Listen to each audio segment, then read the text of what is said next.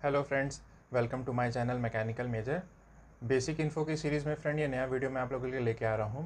उनके title already आप लोग देख सकते हैं।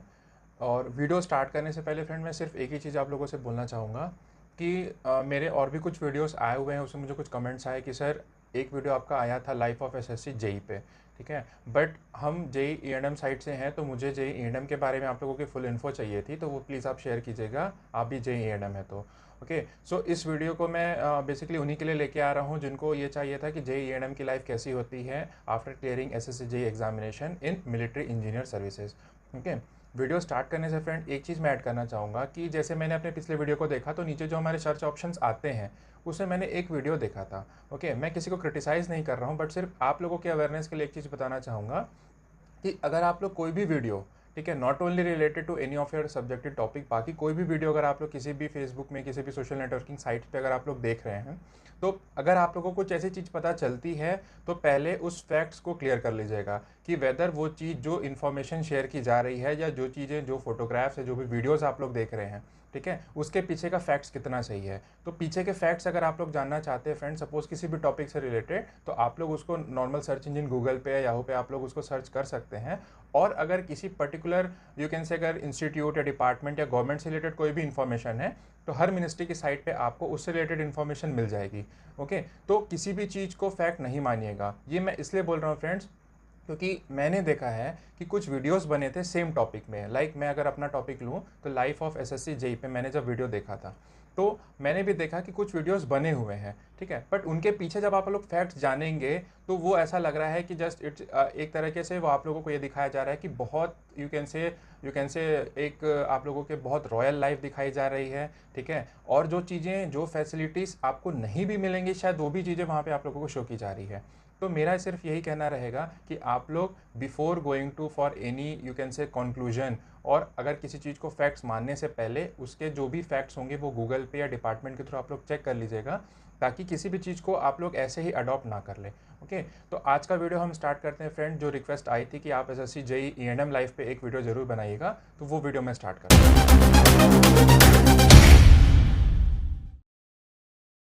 जैसे मैंने ऑलरेडी पिछले वीडियो में आप लोगों को बताया था कि एसएससी जेई की लाइफ, मतलब एसएससी जेई क्लियर करने के बाद आप लोगों को क्या क्या चीज़ें मिलेंगी, क्या आप लोगों को कैसा आप लोगों का टेन्योर रहने वाला है। ओके, क्या क्या प्रोसीजर्स आप लोग को इनिशियल स्टेज पे क्लियर करना पड़ेगा, क्या क्या आप लोगों को फॉर्म्स फिलअप करने पड़ेंगे, ठीक है, वो ऑलरेडी मैंने उस वीडियो पर बताया था। वीडियो का लिंक आप लोगों को डिस्क्रिप्शन बॉक्स में मिल जाएगा, आई बटन में भी आप लोगों को वीडियो का लिंक मिल जाएगा।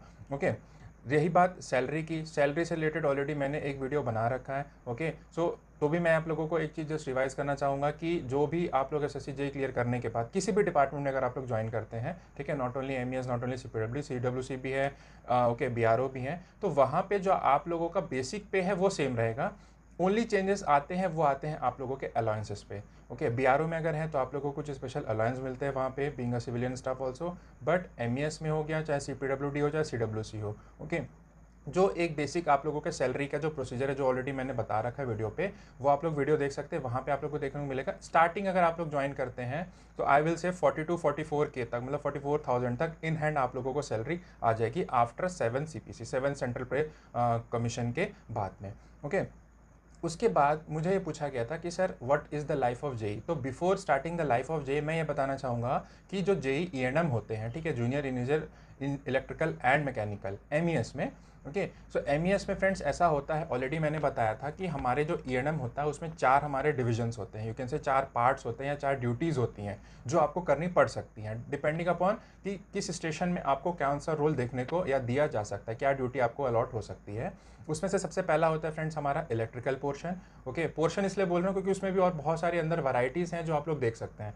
उसके बाद होता है वाटर सप्लाई का, after that your refrigeration, air conditioning, and the fourth one is your MT.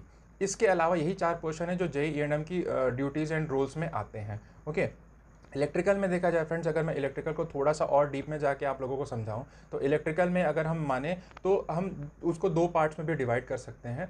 आदर you can say the new planning और projects, okay, new work you can say, and the second one is your maintenance part. Okay, so new project planning के लिए आप लोगों को क्या है, नई रिस्पॉन्सिबिलिटी मिलेगी। तो प्लानिंग स्टेजेस में जो आप लोगों को चीज़ें करनी है, लाइक सर्वे आप लोगों को करना है। सर्वे ऑलरेडी ईएनएम का पार्ट नहीं होता, but ENM survey is also responsible कि अगर आप लोगों ने कुछ प्लानिंग की है ठीक है, related to electric, related to water, okay, air conditioning का भी अगर कोई पोर्शन है, तो इन तीनों चीज़ों के लिए भी आपको एक ग्राउंड सर्वे जरूरी रहता है। Okay, so after that only you can finalise your approximate estimate. जो एस्टिमेट आप लोग प्रिपेयर करते हैं प्लानिंग स्टेज में, उसके लिए वो बहुत ज़रूरी होता है। Okay, apart from that electrical में अगर हम बेसिक प्रोजेक्ट में जाएं, तो प्रोजेक्ट में आप लोगों को क्या होता है, डॉक्यूमेंट्स मेंटेन करने पड़ते हैं। ठीक है, डॉक्यूमेंट से रिलेटेड जो भी होगा मैं आप लोगों के लिए वीडियो और बना दूंगा। तो वहाँ पे आ जाता है आप लोगों का site, you can say site surveying, you can say, ठीक है, site supervision first of your duty. Second is maintaining the site document. Okay, proper check of all the documents, proper check of all the, you can say, the instruments arriving at your site. ठीक है, वहाँ पे कोई भी आप लोगों को से एक्सीडेंट वाली प्रोबेबिलिटी नहीं होनी चाहिए। प्रॉपर सेफ्टी मेजर जो हैं वो आप लोगों को चेक करना है। ओके, तो ये होता है आप लोगों का basic role as a project JE electrical में। अब बात आती है मेंटेनेंस में। तो मेंटेनेंस में फ्रेंड, मेंटेनेंस हम उन चीज़ों का करेंगे जो ऑलरेडी हमारे यूनिट में या जो हमारे AOR में इंस्टॉल्ड है। ओके, वो इंक्लूड होता है आप लोगों का जो डीजल जनरेटर सेट्स होते हैं। ओके, उसके बाद आता है आप लोगों का air conditioning plant, transformers, okay, you can say the sub station yard. तो ये ऑलरेडी आप लोगों का इंटरनल इलेक्ट्रिफिकेशन में जो आपके डे टू डे लाइफ में आप लोग अपने घर में भी देख सकते हैं। तो वैसा ही जो आप लोगों के कंटोनमेंट के अंदर में जो भी लिविंग अकोमोडेशन होगा, ऑफिस अकोमोडेशन होगा, ओके, टेक्निकल, अगर आप लोग किसी टेक्निकल विंग में है तो वहाँ पे कुछ टेक्निकल आप लोग को लैबोरेटरीज हो सकते हैं। अगर आप लोग किसी you can say the ordnance wing या किसी ऐसे जगह पे हैं जहाँ पे स्टोरेज होता है, okay, basically you can say the missile storage और you can say the ordnance storage, उसका भी मेंटेनेंस आप लोग को देखने को मिल सकता है। हर चीज़ का एक एक प्रोसीजर है। ठीक है, हर चीज़ के एक टाइमलाइन है। किस टाइमलाइन में आपको ट्रांसफार्मर का ऑयल फिल्ट्रेशन करना है, किस टाइम में आपको उसके अर्थिंग को चेक करना है, जितने भी स्टोरेज है उनकी अर्थिंग को आपको पार्शली हर 6 महीने में पीरियडिकली आप लोगों को अर्थिंग टेस्ट करवाना है। अर्थिंग वीक है तो एक बहुत बड़ा फेलियर होता है अगर आप लोग इलेक्ट्रिकल पॉइंट ऑफ व्यू से देखेंगे तो। ओके, तो ये हो गया आप लोगों का फ्रेंड्स, बोला जाए तो आपको प्रोजेक्ट भी अलॉट हो सकता है, आपको इलेक्ट्रिकल में मेंटेनेंस एक्टिविटी भी अलॉट हो सकती है। Same case is with your water supply condition. अगर आप लोग ऐसा JEE&M वाटर सप्लाई अगर आप लोगों को चार्ज मिलता है तो वहाँ भी आप लोगों को ये नॉलेज होना चाहिए कि वाटर सप्लाई के बेसिकली हमारे क्या क्या कंपोनेंट्स होते हैं, जो क्या क्या एक्सेसरीज होती है, क्या क्या एलिमेंट्स हमारे वाटर सप्लाई के। ठीक है, वाटर सप्लाई इक्विपमेंट्स में पंप आ जाता है आप लोगों का, पाइपलाइंस है तो पाइपलाइंस भी बहुत वैराइटीज़ की होती हैं। Okay, CPVC, UPVC and you can से now that GI pipe, your ductile iron, your cast iron, सभी तरीके की पाइप्स हैं। किसमें हम क्या ऑपरेशन लगा सकते हैं, किन पाइप्स की लाइफ ज़्यादा होती है, ये थ्योरेटिकल नॉलेज आप लोगों को पहले से होना चाहिए। ठीक है, नहीं भी है तो आप लोग ये कर सकते हैं कि at the time of you can say the installation, planning के टाइम पे, ठीक है, not at the time of execution, planning के टाइम पे आप लोग उन चीज़ों की स्टडी कर लीजिए कि किस पर्पज़ के लिए, किस specific you can say utilisation के लिए आप लोग वो पाइप ले करना चाह रहे हैं। Okay, apart from that water supply में एक थोड़ा सा एडिशनल पार्ट में आप लोगों का ऐड करूँ फ्रेंड, तो एक चीज़ आ जाती है जो है आप लोगों का जो सीवेज ट्रीटमेंट प्लांट होता है, STP जिसको बोलते हैं। ठीक है, तो सीवेज ट्रीटमेंट प्लांट में भी फ्रेंड E&M का रोल जो होता है वो होता है आप लोगों का कि अगर आप लोग को एडिशनल जो डीजल जनरेटर सेट है वो वहाँ पे मैंडेटरी है। ठीक है, वो लगा होना चाहिए। अपार्ट फ्रॉम दैट जो सीवेज के आप लोगों के पंप सेट होते हैं, तो वो जो वर्क होता है वो आप लोगों को मिलता है जो E&M के जेस है उनका, designing of pump. Okay, so for water supply designing of the pump and for the sewage supply designing of the pump, ये आप लोगों को पंप डिज़ाइन, जो बेसिकली हम फ्लूइड मशीनरी वाला जो हमारा सब्जेक्ट होता है जब आप लोग ग्रेजुएशन या डिप्लोमा करेंगे उस टाइम पे, तो वहाँ पे जो फ्लूइड मशीनरी में है तो डिज़ाइन ऑफ पंप आप लोग ऑलरेडी देखा होगा। तो वहाँ पे सेम आप लोगों को थ्योरी यहाँ भी अप्लाई करनी है, बट वहाँ थोड़ा हम थियोरेटिकल वे पे उसको सोचते थे। यहाँ पे आप लोगों को ग्राउंड रिक्वायरमेंट के हिसाब से उसकी स्टडी करनी है या उसको डिज़ाइन करना है। ठीक है, नेक्स्ट आता है आप लोगों का friends refrigeration and air conditioning. Refrigeration में अगर आप लोगों को मैं बोलूँ तो वो चीज़ें होती हैं कि अगर आपके पास कोई चिलर यूनिट है, ठीक है, जहाँ पे आप लोग किसी चीज़ों को स्टोर करते हैं। Apart from that air conditioning responsible होता है for your maintaining a comfort condition. Already आप लोगों ने जो रेफ्रिजरेशन एयर कंडीशनिंग का सब्जेक्ट भी पढ़ा होगा, जो मैकेनिकल के ग्रेजुएट्स होंगे उनके लिए बहुत ईजी होता है टास्क समझ जाए कि what comes under your refrigeration and what comes under your air conditioning. ठीक है, तो एयर कंडीशनिंग रेफ्रिजरेशन हम दोनों को अगर अपार्ट कर दें, अलग अलग चीज़ों में समझें, तो रेफ्रिजरेशन में we need to maintain the object below the atmospheric condition. Air conditioning refer to maintaining a comfort air condition inside a particular pocket और इनसाइड अ एरिया। ठीक है, तो एयर कंडीशनिंग प्लांट्स में फ्रेंड क्या होता है, हमको एक प्लांट इंस्टॉल करना पड़ता है। तो जो आप लोगों ने डक्ट डिज़ाइन से related humid air condition, okay, summer air designing and winter air designing में हमने जो रेफ्रिजरेशन में पढ़ा है, ठीक है, वही चीज़ सेम आप लोगों की ओवरऑल डिज़ाइनिंग जो है यहाँ पे एप्लीकेबल होती है। ठीक है, ऑल्दो जो वर्क्स हमारे MES में होते हैं वहाँ पे क्या होता है कि जनरली हम जब उसका एस्टिमेट प्रिपेयर करते हैं तो वहाँ पे हम एक कैन से उसको नाम दिया जाता है रफ इंडिकेशन कॉस्ट RIC या अप्रॉक्सीमेट एस्टीमेट जो उसका सेकंड स्टेज होता है। अगर हम उसकी बात करें, वहाँ पे हम जो फ्रेंड्स लेते हैं, वहाँ पे आप लोगों को क्या करना पड़ेगा, इनिशियल आपको उसका टनेज कैलकुलेट करना पड़ेगा, जो आप लोग बोलते हैं हीट लोड कैपेसिटी। ठीक है, तो हीट लोड जब आप लोग कैलकुलेट करेंगे, on the basis of that you will take that particular amount और that particular quantity in your estimates. ठीक है, रेट्स ऑलरेडी आप लोगों को दिए रहते हैं। ठीक है, रेट्स पे भी मैं आगे आऊँगा कि हमको रेट्स कहाँ से होते हैं प्रिपरेशन ऑफ एस्टिमेट्स में। ठीक है, तो अगर आप लोग एस्टिमेट एयर कंडीशनिंग में आप लोगों ने लोड डिज़ाइन कर लिया, आफ्टर दैट उसी कैपेसिटी के हिसाब से आपको उसका जो भी एक्सेसरीज़ है वो आप लोगों को सेलेक्ट करना है। ठीक है, लाइक आप लोग को कूलिंग टावर आएंगे, चिलर पंप्स आएंगे, okay, after that your water pumps वहाँ पे भी आएंगे, जो वाटर कूलिंग अगर आप लोगों का कंडीशन है तो। ठीक है, रेफ्रिजरेंट्स आपको अपनी क्वांटिटी के हिसाब से depending upon the requirement, refrigerant कोई भी रेफ्रिजरेंट आप लोग ऐसे सेलेक्ट नहीं कर सकते, क्योंकि उसके बाद उसका जो फिल्ट्रेशन होता है, ठीक है, फिल्ट्रेशन कितने माइक्रोन का होना चाहिए, किस पर्टिकुलर वर्क के लिए, किस पर्टिकुलर एनवायरनमेंट के लिए आप लोग अपना एयर कंडीशनिंग प्लांट डिजाइन कर रहे हैं। तो all this are the various inputs, okay, and on the basis of this inputs you calculate the heat load capacity and with this heat load capacity quantity you prepare your estimates। ठीक है, estimates इस basis पे overall ऐसा procedure होगा, तब आप लोग estimates prepare करेंगे। ओके, चौथा जो हमारा सेक्शन है हमारा E&M में, वो होता है हमारा जो हम बोलते हैं मिलिट्री ट्रांसपोर्ट। ठीक है, तो मिलिट्री ट्रांसपोर्ट में क्या होता है फ्रेंड, जो ऑफिस के जो भी हमारे व्हीकल्स होते हैं, तो उनका जो भी चार्ज होता है वो एक इलेक्ट्रिकल जेई को मिलता है। ठीक है, आपको डिपेंड करता है स्टेशन पे कि किस तरीके का, कितना बड़ा स्टेशन है तो कितने व्हीकल्स आप लोगों को ऑथराइज्ड हैं। ठीक है, on the basis of that you need to maintain the vehicle. अब normal maintaining of vehicle refers to, एक आप लोग समझ सकते हैं कि अगर आप लोगों के घर में भी एक गाड़ी होंगी, ठीक है, गाड़ी को कोई यूज़ करता है, सपोज किसी आपके फादर के पास होगी, सिस्टर के पास होगी, ब्रदर के पास होगी, तो हर एक के पास अपनी अपनी गाड़ी है। तो उनका क्या होता है, suppose you are the responsible for their day to day maintenance.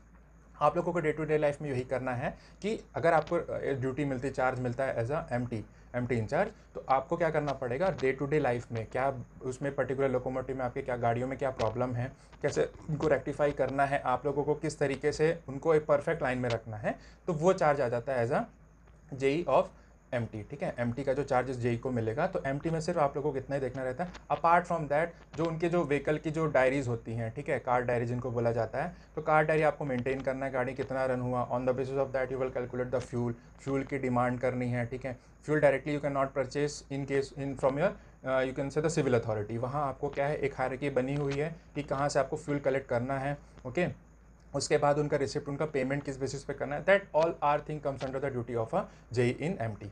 ठीक है, तो ये हमारे हो गए फ्रेंड्स कि 4 सेक्शंस जो एज अ जेई E&M आपको देखना है। ठीक है, एज अ जेई E&M कहीं भी आप लोग पोस्टेड हैं, सो यू कैन से कि आइदर ऑफ द 4, अगर आपका कहीं जेई का डेफी है तो आपको मिल सकता है कि 2 चार्ज एक साथ भी मिल सकते हैं, depending upon the sub division condition. ठीक है, सब डिवीजन में आपका क्या कंडीशन है, उस हिसाब से आपको चार्ज मिल सकता है। ठीक है, तो एज अ जेई E&M अगर आप लोग ज्वाइन करते हैं, एक चीज़ मैं और थोड़ा सा ऐड करना चाहूँगा यहाँ पे, ये तो था हमारा duties of JE in MES। Before MES जब आप लोग देखते हैं कि अभी अगर आप लोग SSC एग्ज़ाम क्लियर करते हैं तो वहाँ पे आप लोगों का इंटरव्यू नहीं लिया जा रहा है। ठीक है, बट बिफोर यू कैन से 2014 तक आप लोगों का इंटरव्यू हुआ करता था। जब इंटरव्यू होता था फ्रेंड्स, वहाँ पे इंटरव्यू में सिर्फ आपके इलेक्ट्रिकल के क्वेश्चंस नहीं पूछे जाते थे। अगर आप लोग इलेक्ट्रिकल स्ट्रीम के हो, चाहे आप लोग मैकेनिकल स्ट्रीम के हो, तो दोनों स्ट्रीम्स में होने के बावजूद आप लोगों को इलेक्ट्रिकल एंड मैकेनिकल के क्वेश्चंस आप लोगों से इंटरव्यू में पूछे जाते थे। ठीक है, अभी तो खैर इंटरव्यू हो नहीं रहा है, तो आप लोगों को इन बात का टेंशन नहीं लेना है।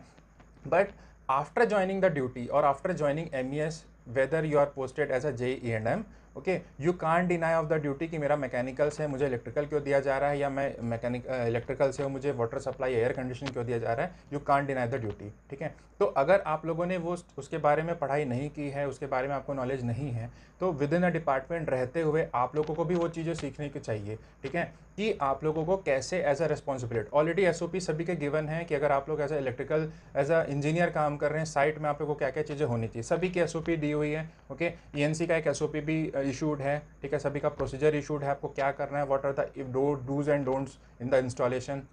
ठीक है, अपार्ट फ्रॉम दैट स्टार्टिंग जब आप लोग ज्वाइन करते हैं तो जनरली यही किया जाता है प्रोसीजर MES में कि आपको कुछ दिन के लिए, लाइक मैंने प्रीवियस वीडियो में भी आप लोगों को बताया था कि पहले कुछ ऑफिस के आप लोगों को चीज़ें समझाई जाती है कि कैसा प्रोसीजर होता है।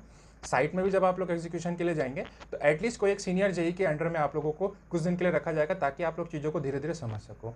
Okay, apart from that friend, मैं अपनी पर्सनल एक्सपीरियंस आप लोगों को बताना चाहूँगा कि जब मैं एज अ जेई ज्वाइन किया था, उस टाइम मुझे डायरेक्ट रिस्पॉन्सिबिलिटी मिली थी कि आपको ओवरऑल मेंटेनेंस देखना। ऑलरेडी पॉकेट छोटा था, तो वहाँ पे मैं electrical, mechanical, you can say the water supply, electrical maintenance, project as well as the air conditioning, ये तीनों चीज़ें मुझे एक साथ देखने को मिली थी। ठीक है, सो वहाँ पे मुझे भी यही सबसे पहला मेरे लिए टफ टास्क ये था कि अगर मैं मैकेनिकल ग्रेजुएट हूँ, ओके, ऑल्दो आप लोग मेरे चैनल से भी देख सकते हो कि जितने भी मेरे हैं, I am a mechanical graduate, क्योंकि बी मैंने कंप्लीट किया मैकेनिकल इंजीनियरिंग से, तो वहाँ पे मेरे लिए बहुत बड़ा एक टास्क था कि how I need to handle the electrical maintenance. Okay, basic electrical सिर्फ एक थ्योरेटिकल बुक में पढ़ना, और उसके बाद अगर ग्राउंड में आके आप लोग एग्जीक्यूशन में आ रहे हो, तो वहाँ से आप लोग नियर अबाउट जो 4 से 5 साल का जो आप लोगों का गैप है, ठीक है, पहली चीज़ थ्योरेटिकल नॉलेज है सेपरेट, वहाँ पे आपके कॉपर लॉस, आयरन लॉस हो गया, ट्रांसफार्मर खत्म, ठीक है, एफिशिएंसी 97%, 95 अबर रहेगी, मान लिया। बट ग्राउंड पे आके अगर आप लोग देखेंगे, ठीक है, डिपेंड करता है कि आपका ट्रांसफार्मर ग्राउंड के किस कंडीशन पे है, ठीक है, और वो शो करता है कि हाउ मच इफेक्टिव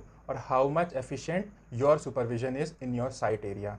ठीक है, जितना अच्छे से आप लोग इंस्टॉलेशन में रखेंगे फ्रेंड्स, उतना अच्छे से आप लोग ईजिली लाइफ जी सकते हैं। एक बहुत बड़ा चैलेंज मैं आप लोगों को बताना चाहूँगा, जो जेई ईएनएम के लिए होता है, जो जेई सिविल के लिए नहीं हो पाता, बिकॉज ई&एम को बोला जाता है एसेंशियल सर्विसेज। ठीक है, वाटर सप्लाई, इलेक्ट्रिक सप्लाई, ये दोनों कहीं भी आप लोग देख लीजिए, all over India, you can say all over the world, this are called as the essential services. तो essential services even including the air conditioning part.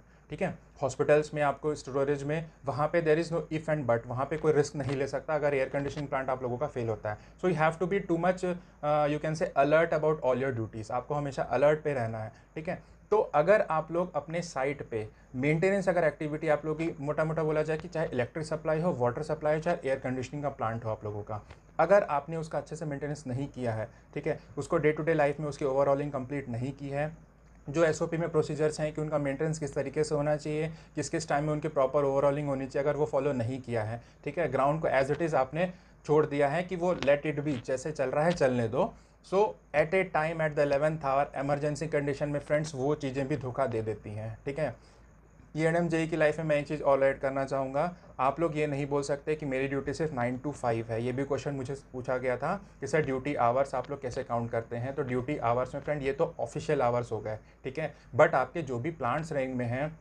चाहे वाटर सप्लाई के आपको जो भी इक्विपमेंट्स इंस्टॉलेशन हैं, आपके जो जनरेटर हैं, आपके जो ट्रांसफार्मर्स हैं, ठीक है, वो तो 24/7 चल रहे हैं। दैट मीन्स जब तक आपका प्लांट चल रहा है, आपको भी उतना ही टाइम ऑफ वर्किंग आपको अपनी ऑफिस के लिए, आपको अपनी साइट के लिए देना है। ठीक है, for any case of emergency, otherwise you can say the official hours for working in MES you can count as 9 to 5। ठीक है, 9 to 5 में आप लोग काउंट कर सकते हैं कि आप लोगों का वो ऑफिशियल आवर्स है। अपार्ट फ्रॉम दैट, अगर कोई ब्रेकडाउन होता है, कोई फेलियर होता है, तो वहाँ पे आपको रेक्टिफाई करने के लिए एज अ साइट इंचार्ज आपको जाना पड़ेगा।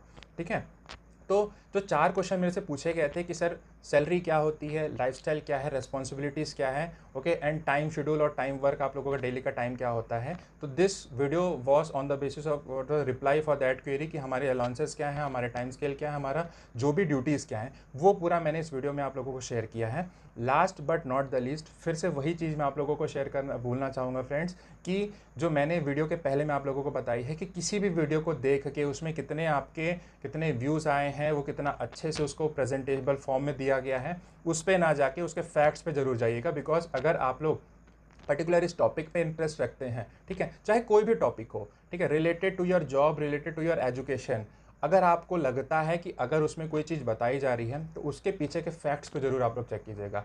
Even I can say you, अगर आपको मेरे वीडियोस में भी, जितने भी मैंने अभी तक वीडियोस आए हैं, चाहे वो हमारा टेक्निकल सेशन हो, चाहे मेरे बेसिक इन्फो के वीडियो हो, अगर आप लोगों को लगता है कि मैंने आपसे कोई गलत इन्फॉर्मेशन शेयर की है, ठीक है, वीडियोस आप लोग देख सकते हैं, अगर आपको लगता है वो वीडियो देखना है, उस रिलेटेड इन्फॉर्मेशन चाहिए, आप लोग देख सकते हैं।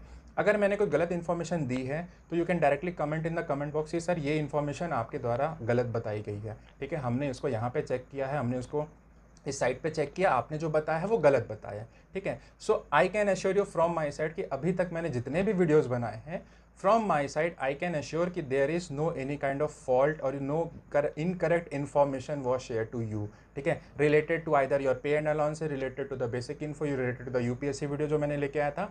टेक्निकल सेशन तो ऑलरेडी जो फैक्ट्स है आप लोगों के टेक्निकल वो तो रहेंगे ही। ठीक है, सो मैं सिर्फ यही कहना चाहूँगा फ्रेंड्स, फैक्ट्स के पीछे जाइएगा, ना कि वीडियो के आउटलुक के पीछे में।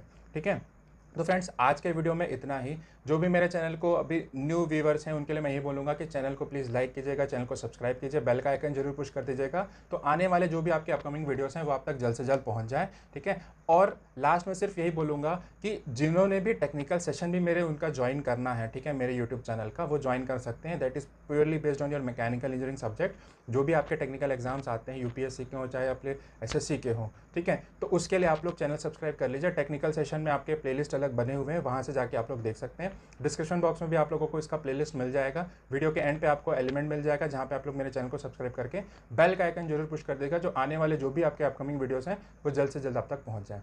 Thank you friend.